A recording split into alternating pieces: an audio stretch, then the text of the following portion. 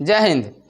देखिए आज के क्लास में हम लेकर के आ गए हैं क्लास 10th फिजिक्स विद्युत धारा। एगो पार्ट 1 पढ़ाई हो चुका है और हम आज आप लोगों के बीच लाए हैं विद्युत धारा का पार्ट 2। देखिए ये विद्युत धारा इतना महत्वपूर्ण चैप्टर है, इतना महत्वपूर्ण चैप्टर है और इतना ना महत्वपूर्ण चैप्टर है कि इसमें से प्रश्न हमेशा पूछता है और सबसे अधिक पूछता है। मतलब जब फिजिक्स चैप्टर जो है ना, इसमें जितना भी चैप्टर है उसके तुलना में अगर हम लोग बात करेंगे विद्युत धारा, तब विद्युत धारा से बहुत सारे प्रश्न आपको देखने को मिल जाएगा। इस चैप्टर से आपको एगो 5 नंबर का प्रश्न कन्फर्म पूछता है और 3-4 को 2-3 को तो पूछ देता है, कैसे 2 नंबर का प्रश्न पूछ देते हैं। ठीक है, तो इस चैप्टर को आप लोग बढ़िया से समझेंगे शुरू से लेकर के अंत तक। इस चैप्टर को हम आपको एकदम बेहतरीन ढंग से बढ़िया से कंप्लीट करा देंगे। थोड़ा सा हम आपका समय ज़्यादा लेंगे क्योंकि थोड़ा हम डिटेल में समझाते हैं, समझा गया ना। जैसे आप अगर कहीं और पढ़ते होंगे तो आपका बस यही समस्या होगा, जैसे कोई मान लीजिए टीचर आते हैं वो केवल बताते हैं, बता के चले जाते हैं, लेकिन हमारा आदत है कि हम एक एक बात को बहुत बार बोलते हैं ताकि आपके दिमाग में क्या कर जाए, जगह बना कर बैठ जाए। तो आप क्या कीजिएगा ना कि कॉपी ले लीजिएगा और कॉपी पेन ले करके बैठिएगा, समझा गया ना। बिना कॉपी पेन ले कर बैठिएगा तो गड़बड़ हो जाएगा। हमारे साथ बोल बोल करके पढ़िएगा।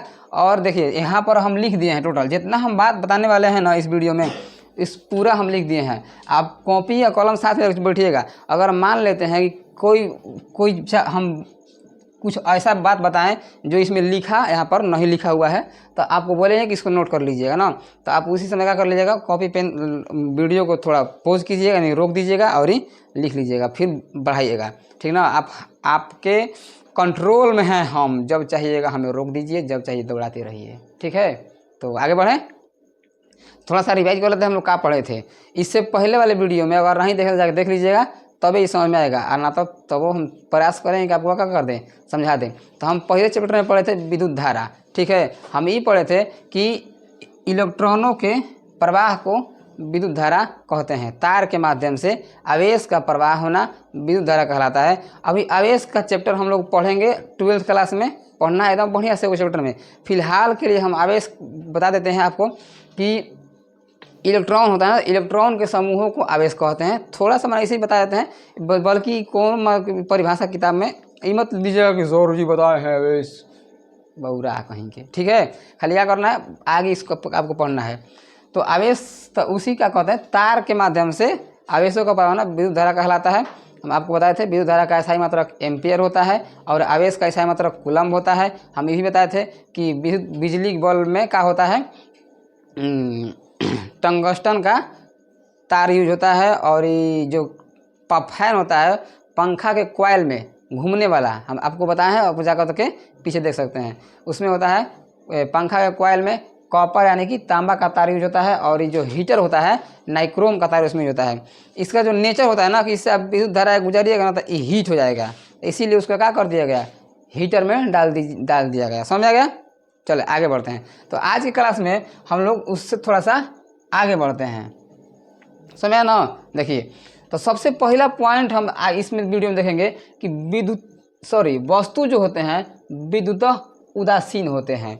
इसका मतलब क्या होता है, जो वस्तु हो गया, जैसे मान लीजिए हम हाथ में एक मार कर लिए हैं, ये फिलहाल का है, ये विद्युत जब हम कहेंगे यानी कि लाइन के नज़रिया से, ठीक है, क्या है, न्यूट्रल है, उदासीन है, ना तो ये चार्ज है और ना ही डिस्चार्ज है। क्या है, उदासीन है। इसमें धन आवेश और ये ऋण आवेश दोनों का है, बराबर है। अभी हम इस बात को प्रूफ करने वाले हैं कैसे।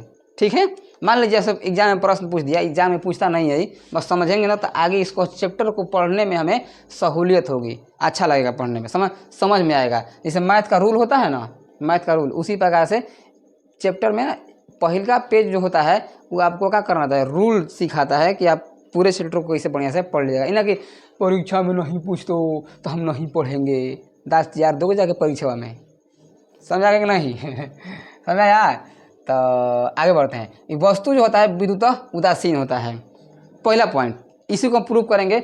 जैसे मान लीजिए ये वस्तु हो गया, कपड़ा लिया ना, ये उदासीन है, ना ही चार्ज है ना ही डिस्चार्ज है। अब कैसे समझिए, हम केमिस्ट्री में पढ़े होंगे, आप चाहे नहीं पढ़े तो बता देते हैं कि जितने भी वस्तु होते हैं वो परमाणुओं से मिलकर बने होते हैं। हमारा शरीर भी किससे बना है, परमाणु से मिलकर बना है। किससे बना है, परमाणु से मिलकर बना। बोलिए, बोल रहे हैं कि नहीं?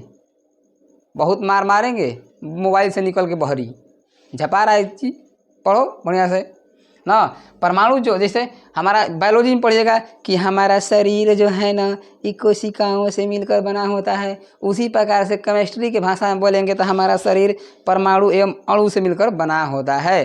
तो परमाणु से मिलकर बना होता है। हम जो शरीर है ये किससे बना है? बोलिए बोलिए, ये मरकरवा है, किससे बना है?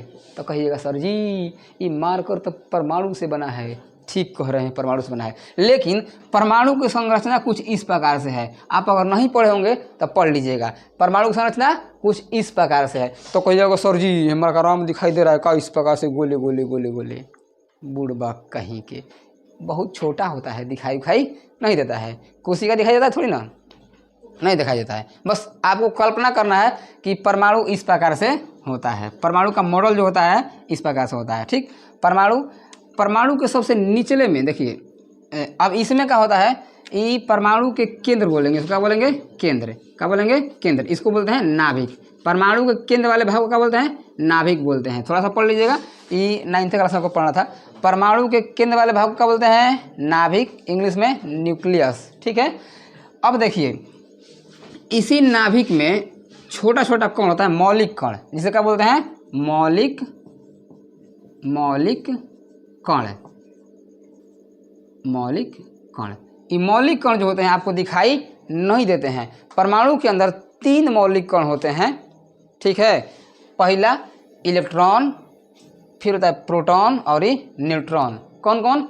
Electron, proton, neutron. परमाणु के अंदर 3 मौलिक कण होते हैं। ठीक है, इलेक्ट्रॉन, प्रोटॉन, न्यूट्रॉन। अब 3 से अधिक भी होते हैं, लेकिन अभी फिलहाल इतना ही जानिए, 3 होते हैं। ठीक है, देखिए परमाणु के केंद्र वाले भाग को क्या बोलते हैं? नाभिक। जब पूछे तो बोलिए, परमाणु के केंद्र वाले भाग को नाभिक। अब परमाणु के अंदर कितने मौलिक कण होते हैं? 3, इलेक्ट्रॉन, प्रोटॉन और न्यूट्रॉन। समझ में आ गया? आगे बढ़ते हैं। तो हम अभी तक ये सीखें कि परमाणु, हमारा जो शरीर होता है यानी कि कोई भी वस्तु परमाणु से मिलकर बना होता है, और परमाणु के अंदर 3 मौलिक कण होते हैं, इलेक्ट्रॉन, प्रोटॉन, न्यूट्रॉन। देखिए इलेक्ट्रॉन जो है बाहरी कक्ष में ये घूमते रहता है, ये बौरा हवा जो है ना ये देखते रहता है, सबको घूमते रहता है। ठीक, अब न्यूट्रॉन और ये प्रोटॉन नाभिक में स्थित होते हैं। कहाँ? न्यूट्रॉन और ये प्रोटॉन कहाँ स्थित होते हैं? नाभिक में स्थित होते हैं। और ये जो इलेक्ट्रॉन है बाहरी कक्ष में चक्कर लगाते रहता है, घूमते रहता है, घूमते रहता है। समझा गया? चलिए अब आगे की कहानी समझते हैं कि जब, अब सुनिए, अब जो इलेक्ट्रॉन है, इलेक्ट्रॉन पर होता है ऋण आवेश। जो इलेक्ट्रॉन होता है उस पर क्या होता है? ऋण आवेश। और ये प्रोटॉन जो कौन है उस पर होता है धन आवेश। समझ आ गया? देखिए इलेक्ट्रॉन, परमाणु के अंदर इलेक्ट्रॉन होते हैं और परमाणु के अंदर प्रोटॉन होते हैं। इलेक्ट्रॉन पर होते हैं ऋण आवेश और ये प्रोटॉन पर होता है धन आवेश। कभी कभी उल्टा ही बोल देते होंगे ना, जैसे उल्टा बोल देंगे कि प्रोटॉन पर होता है ऋण आवेश, ये बोला जाता है समझाने के क्रम में। तो इसके थोड़ा सुनते रहिएगा बढ़िया से, ठीक ना। तो इलेक्ट्रॉन पर होता है ऋण आवेश और प्रोटॉन पर धन आवेश। आज देखिए एगो हम बात लिखे यहाँ पर, परमाणु में इलेक्ट्रॉन तथा प्रोटॉन की संख्या बराबर होती है। कौची का सुने हैं? नियम है कि परमाणु के अंदर जितने इलेक्ट्रॉन होते हैं उतना ही प्रोटॉन होते हैं। यहीं से बात को पकड़िएगा, यहाँ पर हम आएंगे, ठीक ना। हम सीखे हैं, ध्यान समझिएगा, हम सीखे हैं कि हमारा जो वस्तु होते हैं परमाणुओं से मिलकर बने होते हैं, और परमाणु के अंदर इलेक्ट्रॉन और प्रोटॉन मौजूद होते हैं। इलेक्ट्रॉन पर होता है ऋण आवेश और प्रोटॉन पर होता है धन आवेश। जितना इलेक्ट्रॉन होता है परमाणु में उतना ही प्रोटॉन होते हैं परमाणु में, यानी कि परमाणु के अंदर इलेक्ट्रॉन और प्रोटॉन की संख्या बराबर होता है। तो क्या आप ये नहीं कह सकते हैं कि सर जब इलेक्ट्रॉन पर ऋण आवेश होता है और प्रोटॉन पर धन आवेश होता है और परमाणु के अंदर इलेक्ट्रॉन प्रोटॉन की संख्या क्या होती है? बराबर होती है, तो क्या धन आवेश और ऋण आवेश बराबर नहीं होगा? बोलिए, होगा कि नहीं होगा? अरे बोलो बूढ़बक कहीं का, हाँ या ना? नहीं बोलता है, नींद मार रहे हो का जी? होता है कि नहीं? तब बोलिएगा कि सर जी हाँ, इलेक्ट्रॉन अगर बराबर, प्रोटॉन बराबर, इलेक्ट्रॉन पर ऋण आवेश, प्रोटॉन पर धन आवेश, तो धन आवेश और ऋण आवेश बराबर होंगे ना। तो देखिए यहाँ पर क्या लिखा है, परमाणु में इलेक्ट्रॉन तथा प्रोटॉन की संख्या बराबर होती है, अर्थात धन आवेश बराबर ऋण आवेश। यानी कि परमाणु के अंदर जितने परमाणु इसी प्रकार से हम कह सकते हैं कि परमाणु जो है इसी आधार पर कह सकते हैं कि परमाणु जो है विद्युत उदासीन होते हैं। क्या कह सकते हैं कि परमाणु जो है विद्युत उदासीन होते हैं, अर्थात परमाणु ना ही धनावेश होता है और ना ही ऋणावेशित होता है। यानी कि परमाणु जो होता है चार्ज नहीं होता है, परमाणु जो होता है न्यूट्रल होता है। क्यों होता है? क्योंकि परमाणु के अंदर जितने इलेक्ट्रॉन होते हैं उतना ही प्रोटॉन होते हैं, और इलेक्ट्रॉन पर ऋणावेश होता है और प्रोटॉन पर धनावेश होता है, और ऋणावेश और धनावेश का होता है बराबर। तो अब क्या हुआ? ना तो ऋणावेशित हुआ और ना ही धनावेशित हुआ। समझा गया ना? कोई दिक्कत? तब परमाणु क्या होते हैं? विद्युत उदासीन होते हैं। क्या होते हैं? विद्युत उदासीन होते हैं। अब आगे के समझिएगा, जब परमाणु विद्युत उदासीन, अब विद्युत उदासीन का मतलब ये समझ में आता है, इतना चार्ज है और ना ही डिस्चार्ज है। परमाणु ना ही चार्ज है और ना ही डिस्चार्ज है। समझ आ गया? अब देखिए, अब जब परमाणु नहीं चार्ज है और नहीं डिस्चार्ज है, तो पर चूंकि परमाणु से ही हमारा क्या होता है? वस्तु का निर्माण होता है। ये जो मार्कर हम हाथों में लिए हैं ना बाबू, कौन लिए हैं? मार्कर। ये किससे बना है? किससे बना है? तो परमाणु से बना है। अब बताइए, परमाणु क्या होता है? विद्युत उदासीन। यानी यह लाइन के नजरिया से, आँखिया से देखेंगे तो क्या लिखाई देगा? उदासीन।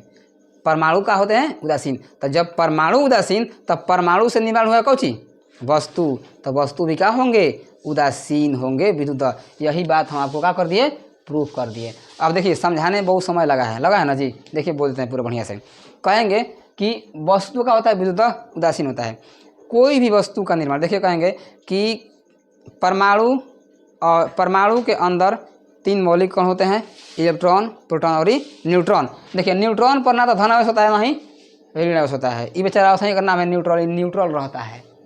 बुझा गई? एक कनेक्शन काम ही नहीं करता है, ना बेचारा धनावेशित होता है ना ही ऋणावेशित। लेकिन इलेक्ट्रॉन ऋणावेशित होता है और प्रोटॉन का होता है धनावेशित। तब बोलेंगे कि परमाणु के अंदर जितने इलेक्ट्रॉन होते हैं उतना ही प्रोटॉन होते हैं, और इलेक्ट्रॉन पर ऋणावेश होता है और प्रोटॉन पर धन आवेश होता है, आवेश होता है। अर्थात परमाणु जो हो गया विद्युत उदासीन होता है। चूँकि वस्तु जो होता है, वस्तु परमाणु से मिलकर बना होता है, इसलिए वस्तु भी विद्युत उदासीन होगा। समझ आया? फिर सुनिएगा, परमाणु के अंदर जितने इलेक्ट्रॉन होते हैं उतना ही प्रोटॉन होते हैं, और इलेक्ट्रॉन पर होते हैं ऋणावेश, प्रोटॉन पर होते हैं धनावेश। अर्थात परमाणु के अंदर धनावेश और ऋणावेश की संख्या बराबर होता है, इसलिए यह विद्युत उदासीन होता है। और जब परमाणु विद्युत उदासीन हुआ तब परमाणु से ही वस्तु का निर्माण होता है, इसलिए वस्तु भी क्या होगा? विद्युत उदासीन होगा। यानी कि कोई भी वस्तु अगर शुरुआत में हम लेंगे, जैसे कूलर लिए हैं, पंखा लिए हैं, टेबल कुर्सी, यहाँ पर हम कोट पहने हुए हैं, यहाँ पर मार्कर लिए हुए हैं, सब के सब का है विद्युत उदासीन।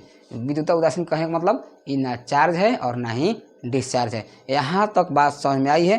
तो बोलिए, हम आगे बढ़ते हैं। ठीक है, हम आगे ही आपसे बोले हैं कि हम थोड़ा समय लेंगे, क्योंकि बहुत बेहतरीन ढंग से क्लियर करते हुए आपको निकलते हैं और आपको याद भी हो रहा होगा। समझ आएगा नहीं? हम जो पढ़ाते हैं आप बहुत दिन तक याद रख पाते हैं, हम सही कहते हैं, गारंटी के साथ कह रहे हैं। ठीक है, तो आगे बढ़ते हैं। इससे आगे बढ़ते हैं थोड़ा सा। कभी कभी क्या होता है ना, कभी कभी कि ये जैसे क्या है, ये जो वस्तु है, मार्कर है मेरे पास, अभी नहीं का है, उदासीन है, विद्युत उदासीन है। कभी कभी क्या होता है, इसका संतुलन बिगड़ जाता है, यानी कि ये बेचारा बिगड़ जाता है, गड़बड़ा जाता है। कब बिगड़ता है? देखिए, बचपन में हमने के वो बचपन में खेल खेल रहे थे हम लोग, पता है कैसे? हाथवा पर कागज रख के ऐसे बड़वा में लगड़ के ऐसे ऐसे ऐसे ऐसे ऐसे ऐसे सटाए तक कागजवा सट जाता था। आपसे हुआ है कि नहीं हुआ है? कमेंट करके बताइएगा, हुआ होगा तो जरूर किए होंगे। लड़का और ये बदमाशी नहीं करेगा है तो हो ही नहीं सकता है। ठीक बा? जब लड़का बदमाशी नहीं करे तो बदमाशी कौन करेगा? लेकिन ध्यान रहे, बदमाशी बहुत बड़ा लेवल के नहीं होना चाहिए, छोट लेवल का बदमाशी होना चाहिए, मौज मस्ती वाला। समझा गया ना? नेचुरल बदमाशी कीजिएगा, कोई दिक्कत नहीं होगा। ठीक बा? चलिए, तो हम देखे होंगे अभी कभी तो क्या होता है, संतुलन बिगड़ जाता है इसका। देखिए, तो कौन लड़का सोचता है ना कि हम बारवा में कड़वा तेल लगाए हुए हैं, इसीलिए कागजवा को खींच रहा है। गलत बात है, ई हो जाए। देखिए जब हम बार समझिएगा ध्यान से, जब हम क्या करते हैं इस मार्कर को अपने बाल से रगड़ते हैं। यहाँ पर ले लेते हैं थोड़ा सा कागज़, ठीक। अच्छा देख के बताइए बाबू कि कैमरा में दिखाई दे रहा है कि नहीं, ठीक है। यहाँ पर हम ले लेते हैं कागज़, दिखाई दे रहा है कैमरा में, दिखाई दे रहा है ना। देखिए हम थोड़ा सा ले लेते हैं, कैमरा में कागज़ ले लिए। अब इसको हम क्या कर रहे हैं, देखिए अभी हम इसको बाल से अपना रगड़ रहे हैं, दिखाई दे रहा है हैं। इसको हम पूरा देखो पेन रगड़ते हैं, पेन, ये पेन हो गया, ठीक। ये जल्दी चार्ज हो जाएगा, इसका आयतन कम है। देखिए ये पूरा इसे रगड़ दिए, बार में रगड़ रहे हैं ना। देखिए बार में पूरा रगड़ा रहा है, तो रगड़ा रहा है तो क्या हो रहा है हम बता रहे हैं, बताएंगे अभी क्या हो रहा है। हम कड़वा तेल नहीं लगाए हैं, कभी नहीं लगाते हैं कड़वा तेल, समझ में आ गया। इसीलिए मेरा बार झड़ गया थोड़ा सा। देखिए रगड़ दिए पूरा। अभी ना ये जो है चार्ज हो गया है, क्या हो गया है, चार्ज। देखिए दिखाई दे रहा है जी, हैं। देखिए इसमें सटाएंगे तो इसको खींचेगा, खींच लिया, ओए होए होए होए, क्या जमाना आ गया। अब इसका पावर खत्म हो गया, सीज हो गया इसका पावर। अभी कैसे हुआ बताइए, ये ऐसे हुआ है, हम कड़वा तेल नहीं लगाए थे। देखिए ई था उदासीन, ई हम इसको रगड़ रहे थे अपने बाल के साथ, तो ई था। देखिए समझने में आप हम कहें ना समय लेंगे, सबूत धरिए, ठीक बा ना, तो लबर हबर बना के कोई जरूरी नहीं था बताना। ये होता है उदासीन ना, ये पहले था उदासीन, मेरा बाल भी था उदासीन। लेकिन हम क्या किए हैं, चूंकि हम बताए हैं कि परमाणु में इलेक्ट्रॉन बाहरी होता है और ये बेचारा घूमते रहता है, तो इसमें ना इसको हम रगड़ रहे हैं, इसे पूरा रगड़ रहे हैं, तो इस पेन में जो इलेक्ट्रॉन था हमारे बारवा में प्रवेश कर गया है, समझ आया। जब हम रगड़ रहे थे इसको पूरा बाल से अपना, तो इसमें के जो इलेक्ट्रॉन था, पहले सुनिएगा ध्यान से, इसमें इलेक्ट्रॉन प्रोटॉन बराबर, यानी धन आवेश ऋण आवेश बराबर। लेकिन जैसे ही हम बालवा से इसे रगड़े धो के एकदम चबा के कचकचा के रगड़ दिए इसे धो के पूरा, तो इसमें के इलेक्ट्रॉन में प्रवेश कर गया मेरे बारवा में। एकदम बढ़िया समझा रहे हैं, क्या बोले हैं, इसमें के इलेक्ट्रॉन हमारे बारवा में प्रवेश कर गया है, अर्थात एकरा में धन आवेश बेसी हो गया, ऋण आवेश। देखिए धन आवेश और ऋण आवेश बराबर था, लेकिन इलेक्ट्रॉन निकला है तो अपने संगे संगे निकला है लेकर के ऋण आवेश को, क्योंकि इलेक्ट्रॉन पर क्या होता है, ऋण आवेश। तो इनमें से ऋण आवेश निकल गया, तो धन आवेश चूंकि चुपचाप भारी होता है, तब आराम से बैठल रहता है इसी में परमाणु में, ठीक बा, बैठल है। तो अब इसमें धन आवेश तो बेसी हो गया और ऋण आवेश क्या हो गया, कम। इसी तरह से मेरा बालवा को क्या बात कीजिएगा, तो इसमें बालवा में मेरा धन आवेश और ऋण आवेश बराबर था, लेकिन इसमें के इलेक्ट्रॉन में घुस गया मेरे बालवा में, एक मतलब इसमें ऋण आवेश अधिक हो गया, ये बेचारा हो गया डिस्चार्ज, आई हो गया चार्ज। इसीलिए चार्ज होकर के इस कागजवा को खींच लिया है। कॉन्सेप्ट समझ में आया तो बोलिए, समझ आया। चलिए आगे बढ़ते हैं। उसी प्रकार से देखिए एक आध दो और उदाहरण समझाते हैं यहाँ पर।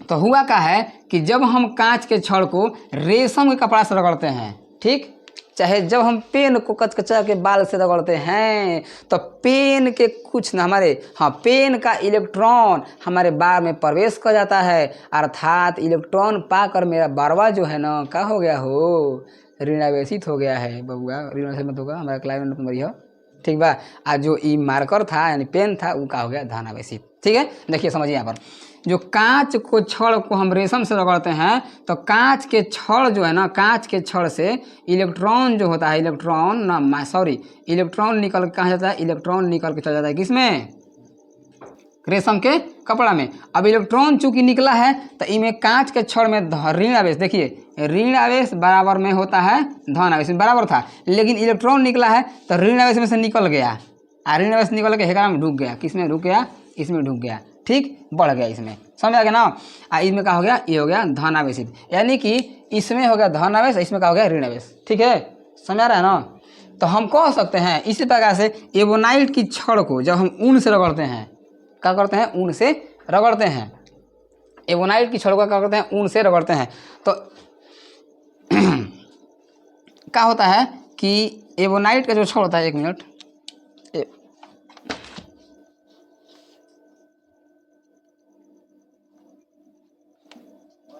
देखिए एवोनाइट के छड़ को क्या करते हैं, हम ऊन से रगड़ते हैं, तो कुछ ऊन का जो इलेक्ट्रॉन होता है वो कहाँ पर पहुँच जाता है, एवोनाइट की छड़ में प्रवेश कर जाता है, समझा गया ना। ऊन का इलेक्ट्रॉन किसमें प्रवेश कर गया, इसमें, तो ई हो गया, इसमें इलेक्ट्रॉन, चूंकि इसमें इलेक्ट्रॉन क्या कर गया है, प्रवेश कर गया है तो ई हो गया कौन चीज, जब इलेक्ट्रॉन को ले लिया तो इसमें ऋण आवेश बढ़ गया तो ई हो गया ऋण आवेशित और ई क्या हो गया धन आवेशित।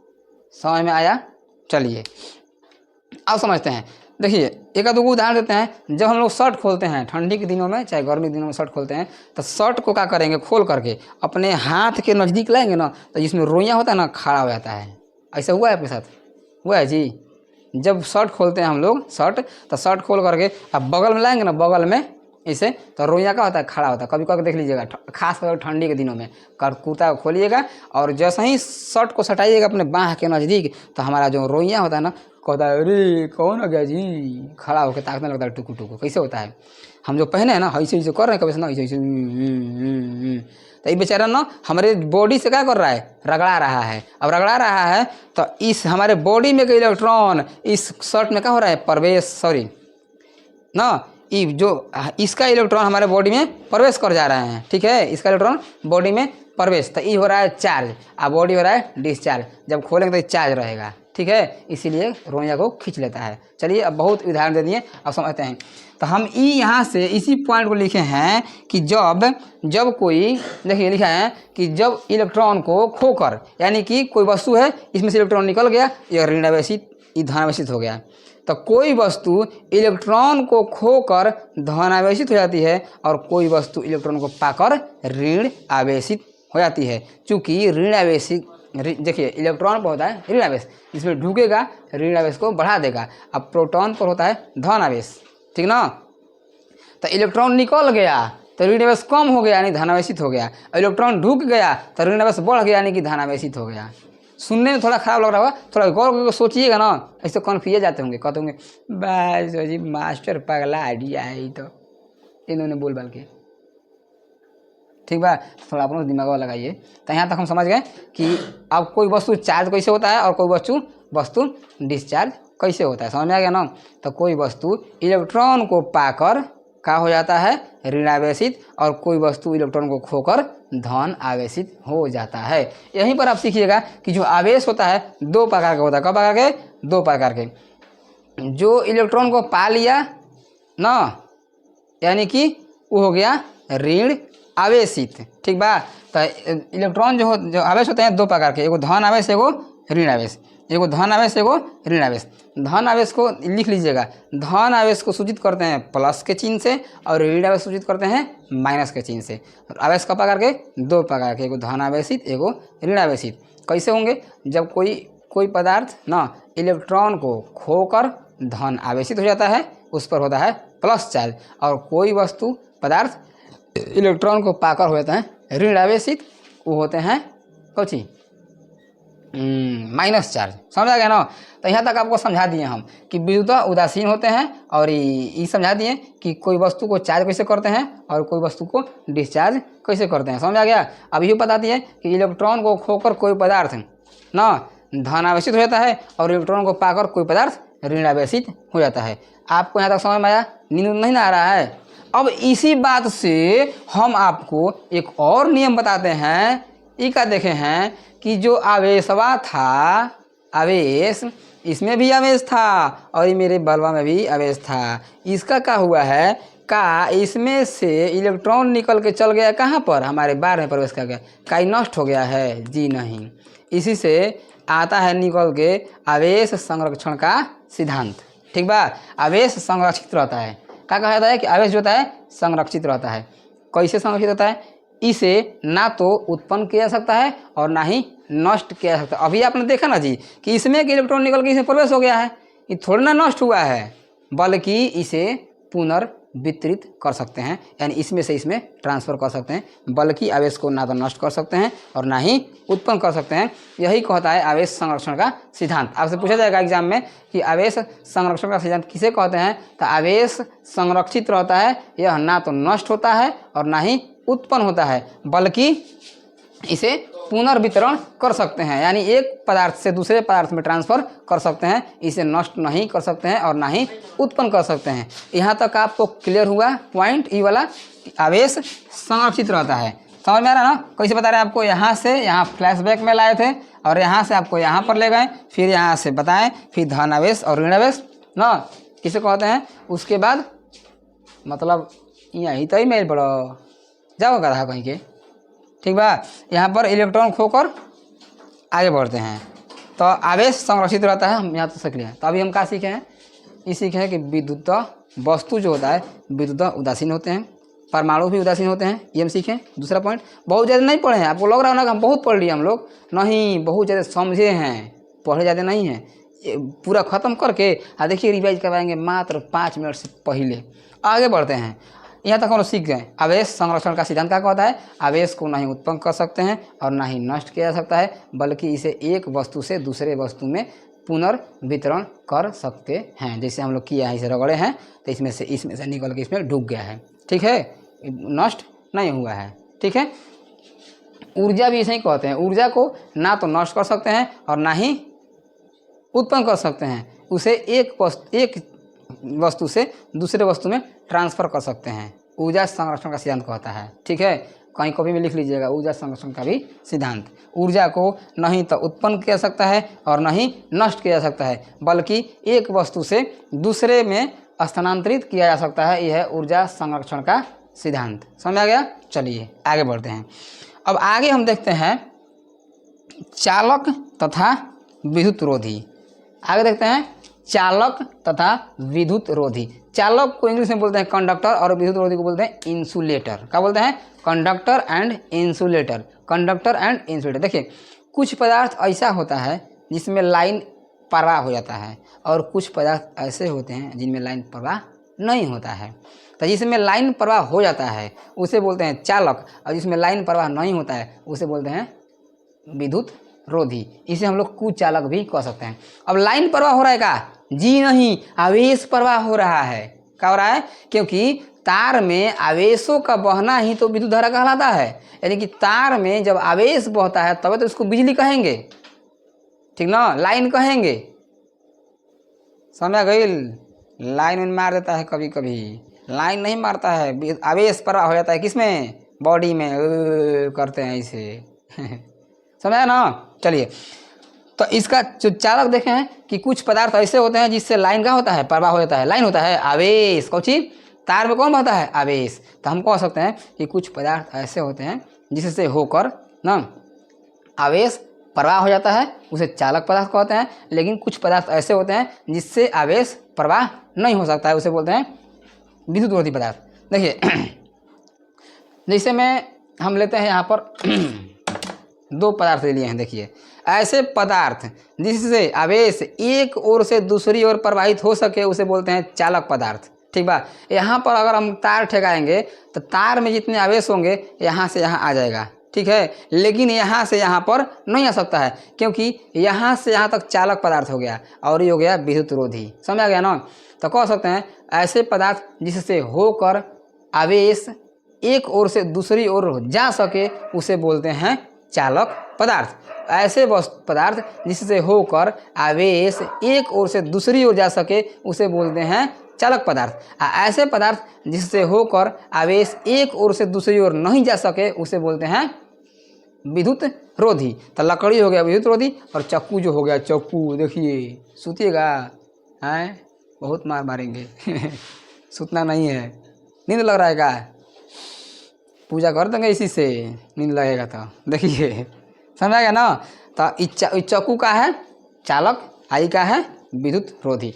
समझा गया ना? तो वीडियो को रोक के परिभाषा लिख लीजिएगा कि वैसे पदार्थ जिससे होकर आवेश एक ओर से दूसरी ओर प्रवाह हो सके उसे बोलते हैं चालक पदार्थ, और वैसे पदार्थ जिससे होकर आवेश एक ओर से दूसरी ओर न जा सके उसे बोलते हैं विद्युत रोधी। देखिए यहाँ पर मनुष्य, अभी तो जानते होंगे तांबा, एल्युमिनियम, लोहा, इस सब में लाइन प्रवाह हो जाता है। और लाइन नहीं प्रवाह होता है मेरे दोस्त, उसमें आवेश प्रवाह होता है। समझा गया ना? आवेश प्रवाह का तभी तो कहेंगे विद्युत धारा। तो छड़, लोहे के छड़ में क्या होता है? आवेश एक ओर से दूसरे ओर प्रवाह हो जाता है, उसलिए उसका क्या बोलेंगे? उस जो लोहा का छड़ है वो चालक कहेगा। एल्युमिनियम में आवेश पार हो जाएगा, उसे बोले चालक। ठीक है, इसे तो आप जानते हो, जितने भी धातु हैं वो सब क्या होते हैं? चालक पदार्थ होते हैं। मनुष्य या जानवर के शरीर, हमरो शरीर वा का है बाबू? तो चालक पदार्थ है। यहाँ तभी ना लाइन मारता है, हमारा कौन तार ठेक गया, हम कहेंगे अब हमको कौन वायर छोड़ाने यहाँ पर कहेगा सर जी का हो गलो, वो कहे कर लगेगा तुरंत। क्यों? क्योंकि हमसे यहाँ पर प्रवाह हो गया आवेश, अब वो छुएगा ना तो ओकरों में डूब जाएगा आवेश, समझाएगा ना, तो हम क्या हो गए चालक पदार्थ। समझ में आया? सुनिए अगला अगला देखते हैं ग्रेफाइट। आए ये ग्रेफाइट लिखे हैं इसमें, हाँ ग्रेफाइट भी इसमें आ जाएगा। एक मिनट हाँ ग्रेफाइट हो गया। अब देखिए अशुद्ध जल, शुद्ध जल नहीं, क्या बोले हैं अशुद्ध जल, जैसे गढ़ही उढ़ी में पानी होता है ना, वो क्या होता है अशुद्ध जल। ठीक है, शुद्ध जल में लाइन प्रवाह नहीं होता है, ठीक ना। अशुद्ध जल में प्रवाह होता है क्योंकि इसमें कण मिल जाता है। अशुद्ध जल का होता है चालक पदार्थ, इसमें लाइन मार देगा आपको, समझाएगा ना, यानी इसमें आवेश एक ओर से दूसरी ओर चल जाएगा। आर्द्र हवा, जो हवा होता है, आर्द्र मतलब नमी, जिसमें हवा के अंदर थोड़ा थोड़ा जल होता है, पानी, जैसे मतलब लिबिर करने लगा, ये नमी वाला हवा है, समझाएगा ना। तो थोड़ा उससे नमी वाला हवा जो रहेगा उसमें भी आवेश प्रवाह हो सकता है, समझाएगा ना। पृथ्वी यानी कि मिट्टी, पृथ्वी में भी क्या होता है आवेश प्रवाह हो जाता है, समझाएगा ना। तो पृथ्वी का है चालक पदार्थ, हम का है चालक पदार्थ, गीला हवा का है चालक पदार्थ। अभी कुछ चालक पदार्थ में कांच, कांच में आवेश एक ओर से दूसरी ओर नहीं जाएगा। मार्का भी क्या है विद्युत रोधी, कुर्सी भी क्या है विद्युत रोधी, पंखा क्या है विद्युत रोधी, क्योंकि पंखे में आवेश एक ओर से दूसरी ओर नहीं जाएगा ना। तो आप रोक करके वीडियो लिख लीजिएगा परिभाषा कि वैसा पदार्थ जिससे होकर आवेश एक ओर से दूसरी ओर जा सके उसे क्या बोलते हैं चालक पदार्थ। और वैसा पदार्थ जिससे होकर आवेश एक ओर से दूसरी ओर नहीं जा सके उसे बोलते हैं विद्युत रोधी। इनमें कुछ याद करने की जरूरत नहीं है, केवल समझने की आवश्यकता है, आप समझिए। चलिए यहाँ पर रबड़ हो जाएगा, रबड़ में आवेश पार नहीं होता है, लकड़ी में आवेश पार नहीं होता है। शुद्ध जल बताए ना, शुद्ध जल में आवेश प्रवाहित नहीं होता है। सूखी हवा ना, सूखी हवा में आवेश प्रवाह नहीं होता है। कागज में आवेश प्रवाह नहीं होता है। चीनी मिट्टी ना, जो देखिए जो ना जो पोल होता है, पोल पर लाइन जो टंगा होता है ना, उसके नीचे करिया ब्लैक का कैसे टोपी पहनाया जाता है, उसके ऊपर ऐसे तार होता है, इससे ये होता है चीनी मिट्टी। इसमें लाइन नहीं मारेगा, अगर नहीं लगेगा ना तो इससे लाइन उतर के आ जाएगा पोल के अंदर। हल बबू आ जाएगा, कोनो पोल छुएगा कहेगा मारा 440 वोल्ट की झटका, छूने से तो पोलवा के बेचारा गिर जाएगा नीचे गद्दे। समझ आया है? आगे बढ़ते हैं, यहाँ तक समझ आ गया। तो अब देखिए एगो बात आपको और बताते हैं थोड़ा सा आगे बढ़ के। जब हम इसको रगड़ रहे थे ये हुआ था चार्ज, एक कागज खींच लिया था। लेकिन अगर ऐसे ही कोई लोहा लेकर के आप लोहा के छड़ लीजिएगा एक, आप खूब इसे रगड़िएगा और रगड़ के कागजबा कुछ धगे सटाइएगा, नहीं खींचेगा। पता है क्यों नहीं खींचेगा? तो बोलिएगा सर जी आप गलत पढ़ाए हैं, ये क्या नहीं खींच रहा है। सुनिए क्या नहीं खींचा है।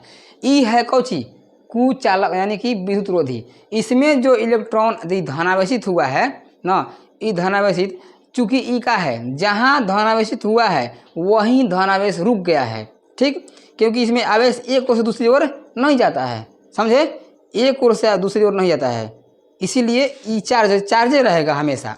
ठीक है, जब तक इसकी शक्ति खत्म ना हो जाए।